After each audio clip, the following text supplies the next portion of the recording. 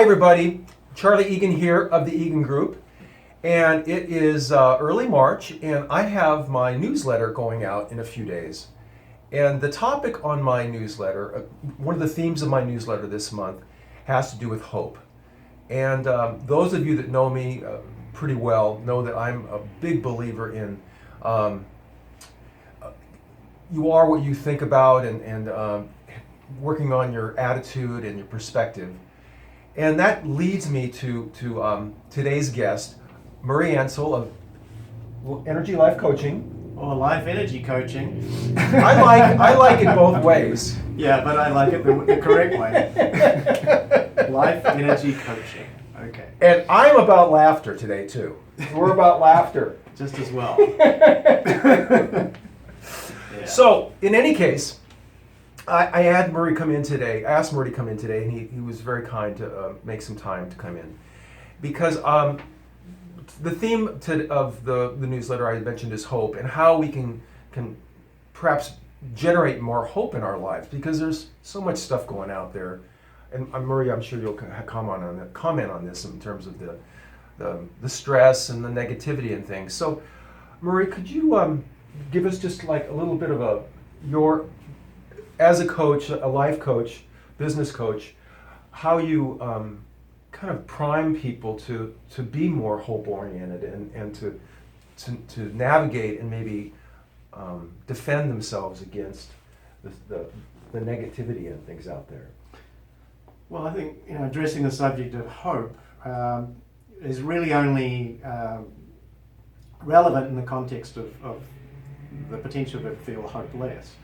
So hopelessness, I think it's important to understand the mental dynamics and the emotional dynamics behind that.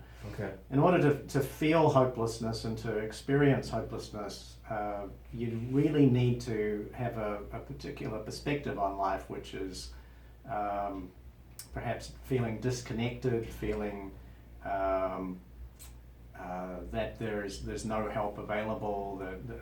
It's a view of life that perhaps is that life is a struggle, life is harsh, life is not something that's supportive and nurturing. Mm-hmm. That can come from people's upbringing. A lot of times maybe they've had difficulties early on in their life, or they've been in environments which have activated patterns that are within their DNA from their ancestors. These things can come from other sources than just what we've experienced.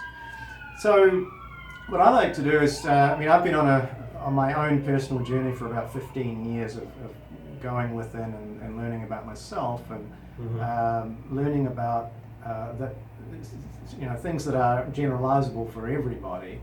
And the particular thing that I think is important here is to understand who you really are. Most of us, if we've not done any sort of inner work, will possibly consider ourselves to be, we're a human being, we're what we do, we're what we have, we're how well we do, we're all these different sort of egoic ideas, attachments, but they're not really who we are. Who we are is our spiritual essence, and our spiritual essence is love. That's relevant here because, as maybe a religious person might say, we're part of all that is, and this concept of God being within us and we within it is relevant here. So that God in this context is love. Okay. You can look at it from an energy perspective, or you can look at it from a religious perspective. I prefer the energy perspective. So love is the highest frequency energy. So we are love. So I am love. Anybody who's feeling hopeless is actually love. So that frequency and that energy, when we remember that, we immediately re-empower ourselves. Okay. And when we remember that love is the highest frequency, and the highest frequency always entrains or transforms whatever's lower frequency. Hopelessness is a very low frequency. Mm-hmm. Feelings of disconnectedness, that's just incorrect.